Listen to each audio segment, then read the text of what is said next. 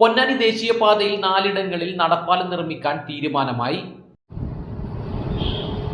ദേശീയപാത കടന്നു പോകുന്ന ഇടങ്ങളിൽ പ്രാദേശിക സഞ്ചാരത്തിന് സൗകര്യമൊരുക്കുന്നതിന്റെ ഭാഗമായി പൊന്നാനിയിൽ 4 ഫുട് ഓവർ ബ്രിഡ്ജ് നിർമ്മിക്കാൻ തീരുമാനം. MP അബ്ദുസമദ് സമദാനിയുടെ അധ്യക്ഷതയിൽ ദേശീയപാത പ്രൊജക്ട് ഡയറക്ടർ പ്രവീൺ കുമാറിന്റെ നേതൃത്വത്തിൽ നടന്ന യോഗത്തിലാണ് തീരുമാനമായത്.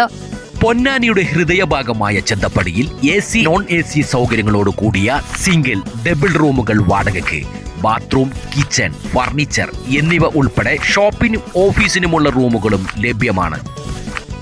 MA ആർക്കേഡ്, ചെന്തപ്പടി ഓട്ടോ സ്റ്റാൻഡിന് സമീപം, പൊന്നാനി.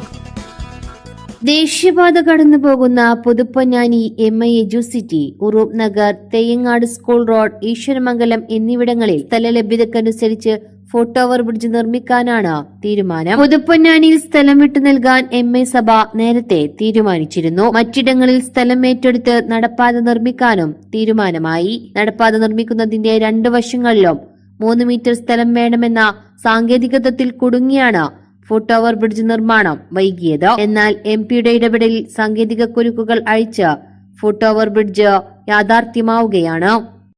പവൻ ഗോൾഡ് തിരൂർ.